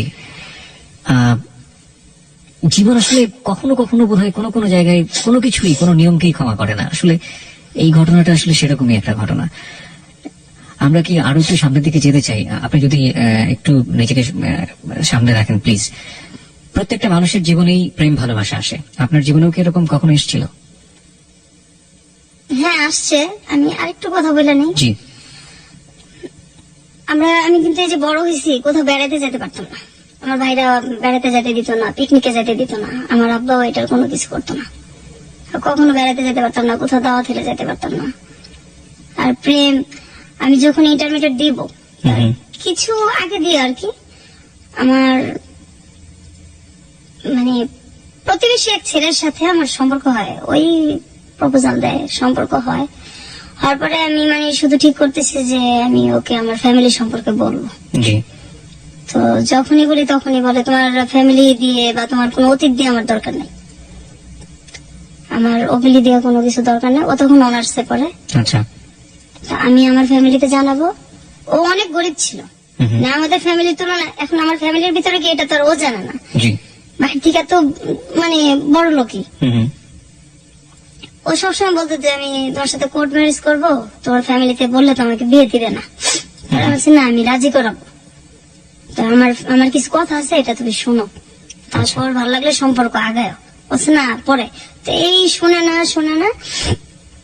যখনই বলতে চাই যে আমার একটু টাচ দেই, কিন্তু ওই যে জিনিসগুলি ওগুলি সুযোগটা হয় না। আর আমিও মানে বলার যে ইয়েটা মনের, ওইটাও আমি সঞ্চয় ওই তখন পাই না। যে মানে আমি তো একা, যদি ও চলে যায় তো আমি তো এরপরে তো একদমই একা হয়ে যাবো। কত বছরের সম্পর্ক ছিল ওর সাথে? 2 বছর। ওকে। তারপর একটা সময় আমার মানে তখন এই আমার আব্বা তো মানে পড়াবেও না, বিয়েও দিবে না। তারপর ওরে আমি মানে ওই সময়টা ওর সাথে যখন আমার সম্পর্কটা প্রায় 2 বছর কাছাকাছি, ওরও মানে অনার্স শেষ হয়ে আসছে, শেষ পরীক্ষা দিছে অনার্স, তখন ওকে আমি বলছি যে তোর সাথে কিছু কথা আছে, আজকে আমার কথা শুনতেই হবে। তাহলে ঠিক আছে শুনবো। ওই সময় আমার একটা ভাই মানে যে কোনো কারণবশত আর কি একটু জেলখানায় যায় আর কি। ওই ভাইটার আমরা কখনো দেখতে পাই না, তো সেম ভাই আমার ওই ভাইরাই। ওইটা নিয়ে আমার কোনো মাথা ব্যথাও নাই, কিন্তু এটাও ও জানে আর কি, আমাদের একই এলাকায় যেহেতু ও জানে। জানার পরে আমি বলছি যে এই জিনিসটা নিয়েও কথা বলবো আর আমার ফ্যামিলি সম্পর্কে কথা বলবো। আর ও ঠিক করছে, ওর বাবা মাকে পাঠাবে আমাদের বাসায়। ফ্যামিলি সম্পর্কে কথা বলবেন মানে আপনি যে ভায়োলেন্সের শিকার হয়েছেন আপনার ভাইদের দ্বারা লম্বা একটা সময়, এটা আপনি বলতে চাচ্ছিলেন? এটা আমি বলতে চাইতেছি, কিন্তু আপনি সুযোগ পাচ্ছিলেন না। আমি সুযোগ পাইতেছি না, আর ও শুনতে চাইতেছে না। দেখা তো আমি 4 মাস 5 মাস পর করতাম, এত মানে তাড়াতাড়ি দেখা করতাম না। তারপর মানে ওকে আমি একদিন, আর আমি দেখাও করতাম ওর সাথে, যে জায়গায় আমি বলতাম ওই জায়গায়। ওর ইচ্ছা মতো আমি দেখা করতাম না, কারণ আমি তো ছেলেদের বিশ্বাসই করি না। আর ওর সাথে সম্পর্কটা আমার সহজে হয়নি, অনেকদিনই লাগছে। তারপর ওকে আমি বলছি যে তুমি যে মানে আমার কথা শোনো না, এখন আমি আমার মানে একটা কথা বলবো, তারপর তুমি দেখো কি করবা। আর ওই সময় কিন্তু এই যে আমার অনেক বিয়ের প্রপোজাল আসতো, আমি শুধু ওর জন্য সব বাদ দিছি। অনেক ভালো ভালো ছেলের প্রপোজাল আসতো, ওর জন্য সব বাদ দিছি। আমার ভাবিকে দিয়ে আমি বললেই রাখছি আমার ভাবিকে যে আমি এরকম একটা ছেলের পছন্দ করি। আমার ভাবিকে দেখাইছি, আমার ছোট বোনকে দেখাইছি, আমার মানে 2 ভাবিকেই দেখাইছি। তারপর আমার বড় ভাবি মেয়ে দেখছে বেশি, বলছে না অসুবিধা নাই, শিক্ষিত আছে, গরিব দেখে কি হচ্ছে, আমরা একটা কিছু করে দেবো না। আর এভাবে আপনি কতদিন বাঁচবেন, এভাবে তো বাঁচা যায় না, বের তো হইতে হবে। তারপর মানে ওকে আমি বলছি, বলার পরে ও হঠাৎ করে আমাকে বলতেছে যে বলছেন মানে কি আপনি আমার যে লাইফে যে আমার ভাইদের দ্বারা যে আমরা নির্যাতিত হয়েছে আর কি, এই জিনিসটাই মেন আমার বলার। নির্যাতিত শব্দ আসলে এখানে যায় না, এর চেয়ে বড় কিছু বলা উচিত। আমরা ঠিক জানি না শব্দটা আসলে কি হবে। ওকে, আপনি রেপের ঘটনাগুলো আপনি তাকে খুলে বলেছেন, এবং আপনার সহ আপনার বোনের ব্যাপারটা আপনি বলেছেন। পুরো ফ্যামিলিটা সম্পর্কে আমি ওরা টাচ দিছি যে বাইরে থেকে তো তুমি দেখো, এই তো বিয়ে হইলে কিন্তু আমার এটা না বললে তোমার এখনই আমি বলি, যাতে আমি তো এটা কখন বলবোই। তো তোমার কাছে তো এটা আমি গোপন রাখবো না, যার সাথে আমার বিয়ে হোক।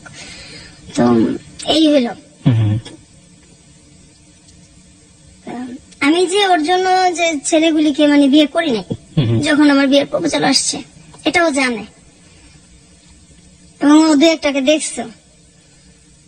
ওই সময় আমার বলতেছে, দেখো আসলে আমি তো তোমার ভালোবাসি নাই, আমি তো একটা মেয়েকে ভালোবাসতাম।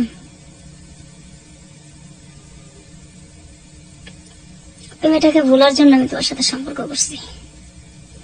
এই ঘটনাগুলো জানার পর জানার সাথে সাথে আমার এই কথা বলছে। আমার তো পায়ের নিচের মাটি তখন নাই। তারপর আমি অনেকটা অ্যাবনর্মালের মতো হয়ে গেছিলাম। 20 দিন 15 দিন পরপর মাথা আঁচড়াতাম, একদম একা হয়ে গেছি। কোথাও কেউ নিত না, বা মনটা ফ্রেশ করার জন্য কেউ নিত না। তারপর হঠাৎ করে আমার এখন যার সাথে বিয়ে হয়েছে আর কি, এর অনেক বছর পরেই, প্রায় 5-6 বছর পরে, 7-8 বছর পরে, আমি মানে এই যে আমি কষ্টটা করলাম, আমার আব্বা আমাকে আর পড়ায়ও না। আমি তো তখন ইন্টার এক সাবজেক্ট খারাপ করে আর দেওয়া হলো না, আর ওর সাথে এটাই হলো। তাহলে প্রায় 1 বছরের মতো আমি একদম চুপচাপ। আমার মানে আমি কি করব, কোথায় যাব, কষ্ট আর সহ্যই করতে পারতেছিলাম না। আবার ছেলেটা এরকম করছে আমার সাথে। ও কি পরে বিয়ে করে ফেলে সঙ্গে সঙ্গে? না, আর অনেক পরে করে। আর পরে যোগাযোগ করেনি আপনার সাথে? না, কখনোই না। এবং আপনার ভাইরা যে এই আপনি যখন খুলে বললেন যে আপনার ভাইরা আপনাকে এই ধরনের আচরণ করেছে আপনার সঙ্গে, ওর এই ব্যাপার নিয়ে আর কোনো কথাই বলেনি? কোনো কিছু কোনো জিজ্ঞেস? কথাই বলে না। ও বলছে আমি আসলে একটা মেয়েকে ভালোবাসতাম, ওকে ভুলার জন্য আমি তোমার সাথে সম্পর্ক করছি। এর পরের ঘটনাগুলো আমরা জানবো শ্রোতা যারা শুনছেন। এবং আজকে বিথির বর আমাদের সাথে উপস্থিত আছেন। বিথির বরের কাছেও আমাদের কিছু প্রশ্ন আছে, আমরা সেই প্রশ্নগুলোর উত্তর তার কাছ থেকে খোঁজার চেষ্টা করবো। তবে তার আগে সংবাদের বিরতি আছে, সংবাদের পরপরই ফিরে আসছি। খুব ছোট্ট একটা বিরতি। আর একবার মনে করে দিচ্ছি, আপনি শুনছেন হ্যালো 8920 এবিসি রেডিও FM 89.2 এ। কিবরিয়া আপনার সঙ্গে আছে, আশা করছি সাথে থাকবেন।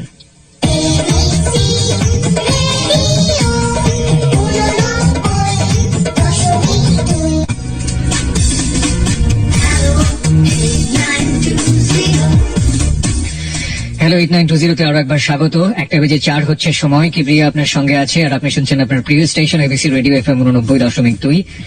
এই হ্যালো 8920 হচ্ছে আপনার গল্প বলার প্ল্যাটফর্ম, আমরা বলি এটাকে। এবং আপনি আপনার জীবনের গল্প এখানে বলতে পারেন। এখানে আমরা কোনো কাকতালীয় অধিভৌতিক কোনো গল্প বলি না, এবং আপনি আপনার জীবনে যেটা ঘটে গেছে সেই গল্পগুলো এখানে বলবেন। এবং সেই গল্প থেকে যারা আমাদেরকে শুনছেন, লাখো লাখো শ্রোতা, তারা বিভিন্ন শিক্ষা নিয়ে থাকেন।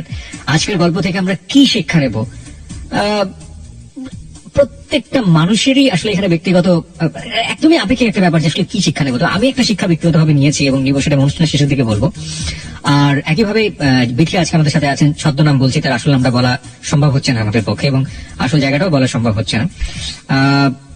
সে কি শিক্ষা নিয়েছে তার ছেলে মেয়েদের ক্ষেত্রে, সেটাও আমরা জিজ্ঞেস করব। আর এই ফাঁকে আপনাকে আরেকবার একটু মনে করিয়ে দিতে চাই, আমাদের অনুষ্ঠানে আপনি অংশগ্রহণ করতে পারেন। 24 ঘন্টা একটি নাম্বার খোলা রয়েছে আপনার জন্য, 91156668। আবারও বলছি, 91156668।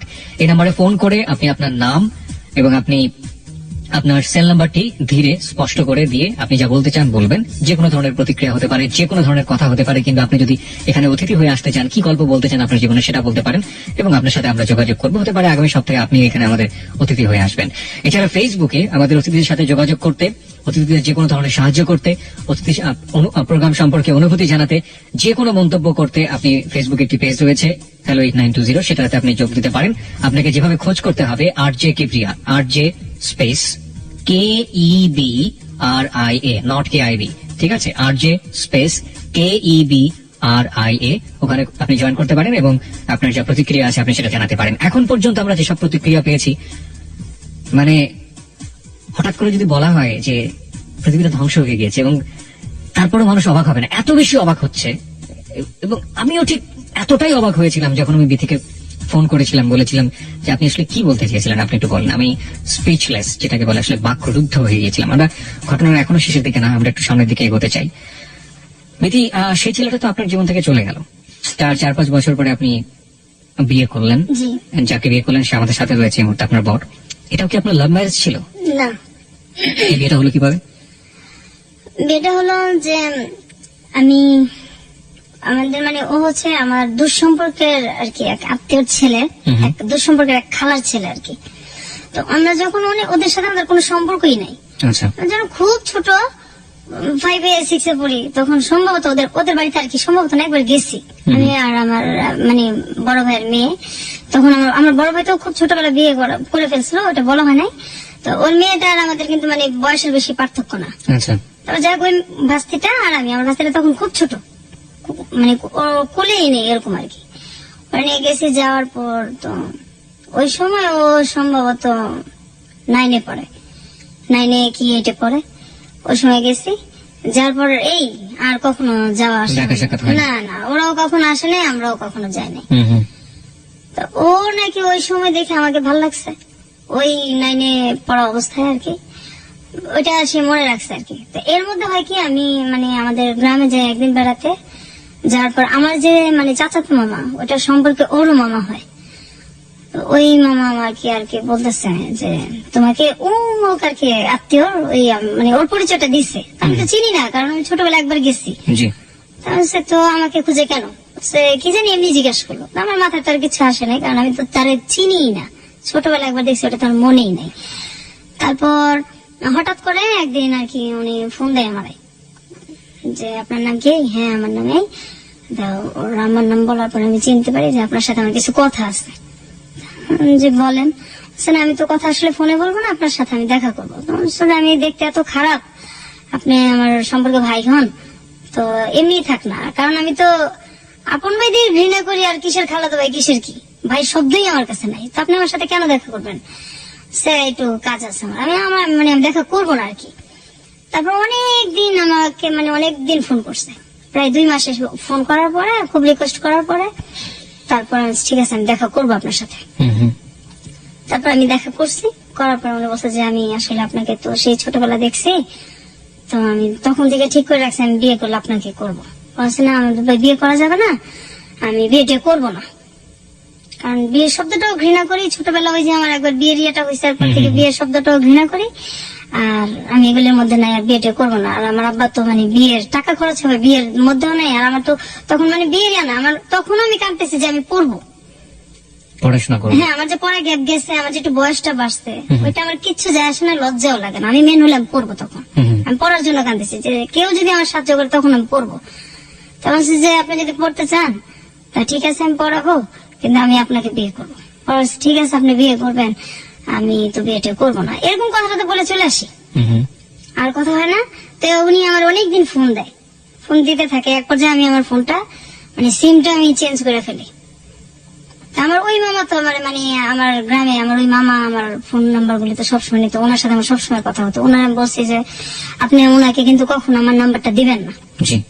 তখন আমার ওই মামা ওরা কি করে, আমার মামার আবার ও খুব ইয়ে করে বলে বোঝায়, তারপর ফোন নাম্বারটা দেয়। দেওয়ার পরে ও বলতেছে, খুব কান্নাকাটি করছে, আপনি ফোন চেঞ্জ মানে সিমটা চেঞ্জ করলেন, আমার তো আপনার সাথে কথা ছিল, আপনি এরকম করেন না। পরে আমি দেখেন আমি বিয়ে করবো না। অনেক রিকোয়েস্টের পরে তখন আমি বলছি যে আমি এরকম একটা মেয়ে, আমি আপনার বিয়ের যোগ্য না। তো বলছে আমি আপনার যোগ্য না, কারণ আমাদের দিক থেকে আর্থিক অবস্থায় ওরা মোটামুটি একটু কম আর কি, আর আমি যে ধরনের ছেলে পছন্দ করি আপনি সেটার মধ্যেও পড়েন না, আমি বিয়ে করবো না। আমি বিয়ে যদি করি আমার যেমন পছন্দ এমন করবো না, আমি করবো না। আবার একদিকে মানে খুব চিন্তা করতেছি যে যদি সে আমার সত্যি পছন্দই করে, বিয়ে করতেই চায়, তাহলে আমার এটা শোনার পরে যদি সে ভালো লাগে তাহলে আমি চিন্তা করে দেখবো। আচ্ছা। কারণ আমিও এইভাবে আর বাঁচতে পারতেছিলাম না, আমার আর এইভাবে বাঁচা সম্ভব না। আমি এর মাঝে একবার এন্ডিল 2 বার মুখে নিয়ে আমি ফালাই দিছি, একবার ছোটবেলা আবার বড় হইয়া আত্মহত্যা করতে গিয়েছিলেন। তারপর আমি মাঝখানে আমি কিন্তু নেশাও করতাম, এটাও আমার বলা হয় নাই। আচ্ছা, কি নিতেন আপনি? আমি ফেন্সিডিল খাইতাম, আমার এক বান্ধবীর সাথে প্যাথেডিনও নিতাম। প্যাথেডিন পেতেন কোথায়? আমার ওই বান্ধবী নিয়ে আসতো। এগুলো নিতেন কেন? ভালো লাগতো না, বাসায় ভালো লাগতো না থাকতে। আচ্ছা। ও বলতো যে এগুলি নিলে এগুলি খাইলে কষ্ট ভোলা যায়, তো ওর সাথে এটা আমার বলা হয় না, কথা ওর সঙ্গে আমি বলতেও চাই না এই জিনিসটা এখন। ঠিক আছে, পরিষ্কার হোক, সবকিছু পরিষ্কার হোক। হ্যাঁ। তারপর আমি যে এই যে বান্ধবীর সাথে যখন ঘুরতে যেতাম, আমি তো চাইতাম না আমার বাসায় আসতাম, আমার ইচ্ছা করতাম রাস্তায় পড়ে থাকি। আমার বাসাটা আমার দোজকের চেয়েও খারাপ লাগতো, রাস্তায় পড়ে থাকি, আমার বাসায় ভালো লাগতো না। তো এই জিনিসগুলি আমি ওনার সব বলছি ফোনেই, এবং আপনি এই যে রেপের কাহিনী সব বলছি ওনাকে। আমি আমার কিছু বাকি রাখি আর কি, আমার ফ্যামিলির, আমার যে একটা প্রেম করছি, সব বলছি। বলার পরে উনি হাসছে, বিশ্বাস করে নাই। বলছে, না এগুলি কি মানে তুমি আমাকে বিয়ে করতে চাও না সেজন্য এগুলো হ্যাঁ, বলছো? তুমি আসলে রাজি না তো, এই জন্য এরকম করো, তোমার এগুলি কিছু আমার যায় আসে না, আমি তোমার বিয়ে করবো। বলছি না এগুলি সব সত্যি। তারপর যখন আমি খুব কান্নাকাটি করছি তখন উনি আর কি বিশ্বাস করছে এক পর্যায়ে। করার পরে বলছে যে এগুলি আমার কোনো কিছু যায় আসে না, আমার তোমার ভালো লাগছে, আমি বিয়ে করবো, বাস্তব। তা আমার বাড়ির কেউ রাজি না। আমি বাসায় এটা জানাইছি ব্যাপারটা, আমার বাসায় কেউ রাজি না। আমার ভাবি, দুই ভাবি, আমার দুই ভাবি তো আমার মানে আমার মায়ের ভালোবাসা আমার দুই ভাবির কাছ থেকে আমরা পাইছি। মা বলতে আমার ওই দুই ভাবি। অনেককে যদি রাগারাগিও করি, মানুষ তো বাবা মাকে এটা মানে বাবা মায়ের সাথে বোঝায়। জি।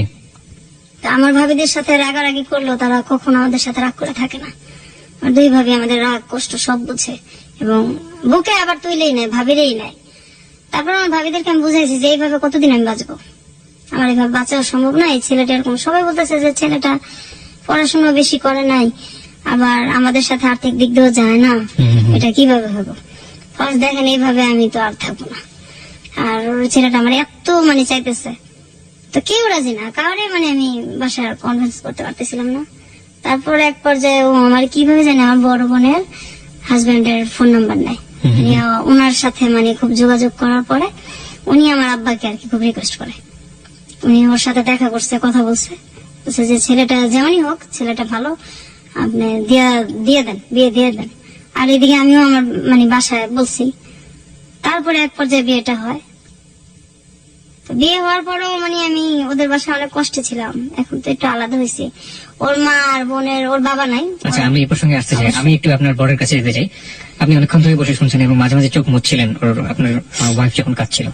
আপনি যে এই যে ওর ব্যাপারগুলো জানলেন এবং জানার পরেও আপনি ওকে বিয়ে করেছেন, সাধারণত এরকম হয় না। যেমন যাকে সে 2 বছর ধরে লাভ করেছে এবং সেই ছেলেটাও জীবন থেকে চলে গেছে এটা শোনার পরে, এবং কোনো প্রশ্নও করে নাই যে আসলে কি, জাস্ট কেটে পড়ার জন্য সে বলেছে অন্য একটা ছেলেকে মেয়ে লাভ করেছে। তো আপনি কেন তাকে বিয়ে করলেন? আমি করলাম তার কারণটা হচ্ছে আমি আসলে তাকে ভালোবাসি। ছোটবেলা থেকে দেখছিলাম একবার, তারপর থেকে আমার মনে মধ্যে ওর জন্য একটা জায়গায় তৈরি হয়েছে।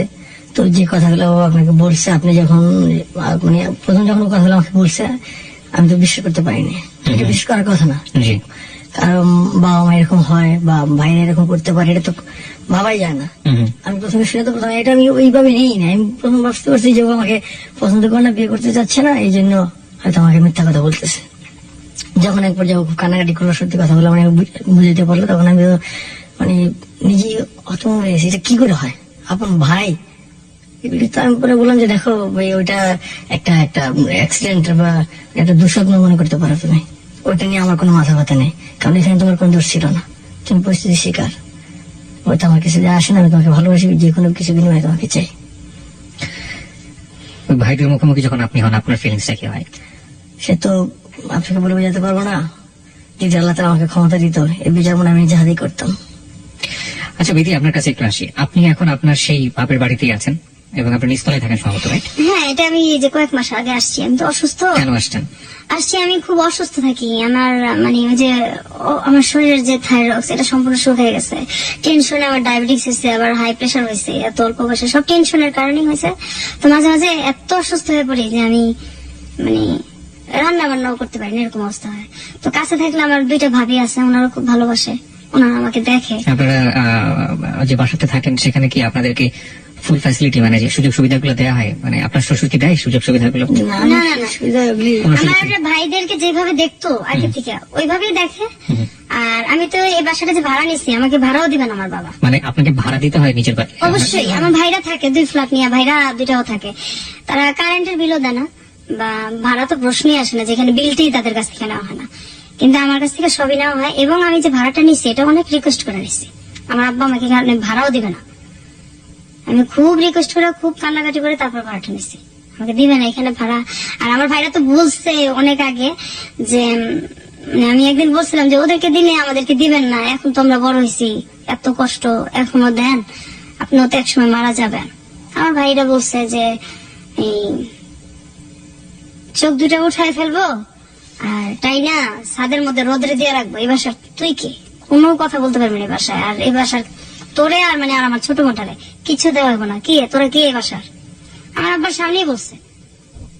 আরে আমার আব্বার সামনে এটা তো নতুন কিছু না, আগে থেকে তো এর চেয়ে তো অনেক কিছুই হয়েছে। আপনি এখন আগের চেয়ে অনেক স্বাবলম্বী বলতে পারি, কারণ আপনার হাজবেন্ড আছে যে সবকিছু জানে, আপনাকে লাভ করে, আপনার হাজবেন্ড রোজগার করে, তার রোজগারের পাশে আপনাদের সংসার চলে, সুতরাং আপনি আপনার বাবার উপর ডিপেন্ডেন্ট না। অবশ্যই।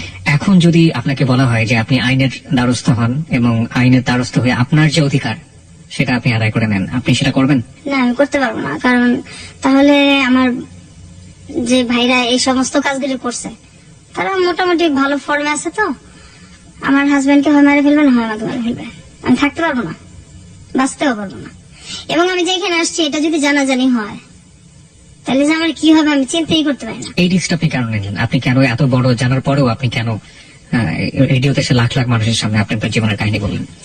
আমি মেন আসছি আমার ছোট বোনটার জন্য, যে আসলে একসাথে বড় হয়েছি, ওর কথাগুলি রেজিস্টার না আনলে আমারটাও চলে আসে, এই কারণে হয়তো আমার গুলো বলা হয়ে গেছে। আমার ছোট বোনটার জন্য আসছি, আমার ছোট বোনটার জন্য আমি অনেক জায়গায় গেছি, ওর চিকিৎসাটা হোক। ও যে মানুষ এটা তো ভুলেই গেছে, ও যে মানুষ, ওর যে বাঁচার অধিকার আছে, ও তো মানুষ। তো ওর জন্য মানে যদি কেউ ওর চিকিৎসার জন্য সাহায্য করে, বা ওর যে কষ্টটা, আমার যে কষ্টটা, এটা মানুষ জানুক। আর আপনি যেভাবে মানুষের ধৈর্য সহকারে যে কথাগুলি শুনেন, আমি তো আমার হাজবেন্ড ছাড়া কাউকে এগুলি বলতে পারিনি, আর আমার ভাবিরা ছাড়া। তো আপনার কথা শুনে আমার খুব ভালো লাগছে, আমি চিন্তাও করি নাই যে আমি মানে কেন যাব, কি করব, আমার ভালো লাগছে, আমি চলে আসছি। কিন্তু যখন আমি জানিছি যে আমি আসবো, তখন আমি চিন্তা করছি, আমি যে দিলাম আমি কথা বলতে পারবো, আর বলার পর আর কি হবে, এই চিন্তাটা আমি পরে করছি। তো এখন আমি আমার মেন আমার বোনটার জন্য আসছি। আর আমার মানে মানুষ তো সবাই প্রেমের কথা বলে, যে পরিবারে যে কি মানুষ যে কি কষ্ট নিয়ে বাইচে আছি, আমরা এখনো বাঁচতেছি। আমি এখনো কিবরিয়া ভাই ঘুমাইতে পারি না, এত বড় হয়েছি। দিনের বেলা আমার হাজবেন্ডকে জিজ্ঞাসা করেন, কখনো ঘুমাই না, রাত্রে আমি 4টা পর্যন্ত প্রত্যেকদিন সজাগ থাকি, 4টা 3:30। আমার মানে কোন শব্দ পড়লেই মনে হয় আমার ভাই বোধহয় আসলো, এই বোধহয় আমার গায়ে হাত দিল। আমি এখনো ঘুমাইতে পারি না, আমি এখনো ঘুমাই না। আমি ক্লাস 7 এর পরের থেকে আমি কোনোদিন দিনে ঘুমাই নাই, রাত্রেও আমি ঘুমাই না। রাত্রে আমার 2:30 3টা, আর আমার বোন তো ঘুমাই না। আমার বোন সারা রাত বসে থাকে, সারা রাত কান্নাকাটি করে। এই যে এত নামাজ চেষ্টা করি পড়তে, আল্লাহর কাছে এত কান্নাকাটি করি যে কত মানুষের বিচার হয়, এদেরও বিচার হয় না, আমার বোনটারও লাইফটা চেঞ্জ হয় না। আমি আমার বোনটা আর আমার কষ্টটা, সবাই প্রেমের কথাই বলে, আসলে যে বাবা মা যে কত নির্মম হয়, ভাইরা কত নির্মম হয়, আমি শুধু এইটাই বলার জন্য এখানে আসা। আর আমার বোনটা যে অসুস্থ, কেউ যদি সহযোগিতা করে আমার বোনটার জীবন হয়তো চেঞ্জ হইতেও পারে। আজকের এই গল্প শুনে আমাদের শ্রোতারা কি শিখবে সেটা একেবারে তাদের ব্যক্তিগত ব্যাপার। তবে একটা প্রশ্ন আপনার কাছে আমার আছে, এবং সেই প্রশ্নের উত্তরটা আপনার কাছে আসলে আমার মনে হয় সেটা তাদের জন্য অনেকখানি সহজ হয়ে যাবে ব্যাপারটা, শেখার ব্যাপারটা। আপনারা এখন পর্যন্ত নিঃসন্তান দম্পতি, জি, আপনাদের সন্তান হয়নি, এবং নিশ্চয়ই ভবিষ্যতে পরিকল্পনা রয়েছে আপনাদের সন্তান হবে, ফুটফুটে সন্তান হবে। আপনার পরিবারে আপনি ছেলে মেয়েকে কিভাবে মানুষ করবেন? আসলে আমরা তো বাচ্চা নিতেছি না, আমি অসুস্থ বিধায় খুব অসুস্থ থাকি। আর আমার থাইরয়েডের সমস্যা আছে যেহেতু, এই কারণে আমার ডায়াবেটিস আছে, কিন্তু নিজেই অসুস্থ। বাচ্চাটা আমি কিভাবে পালবো, আমার মা নাই। তো তারপরে বাচ্চাটা নেওয়া যায়, আমি নিতেছি না, অসুস্থ।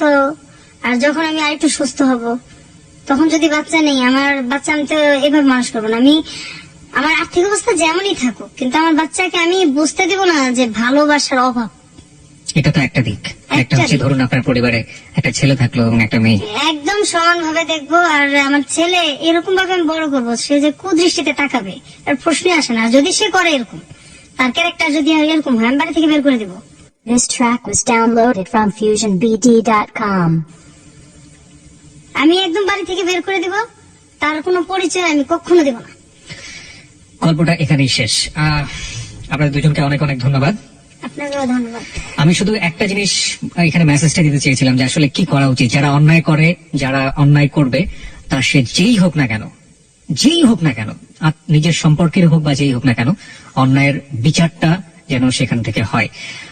আমার মনে হয় লাস্টে বিথি যে কথাটা বলেছে সেটাই আসলে হওয়া উচিত ছিল, এবং হলে হয়তো এই ধরনের ঘটনার জন্ম হতো না। বিথি তার পরিবার থেকে বাইরে এসে বিভিন্ন জনের সাথে মিশেছে, এবং যে কারণে সে আজকে স্বাভাবিকভাবে এখানে এসে গল্পগুলো বলতে পেরেছে।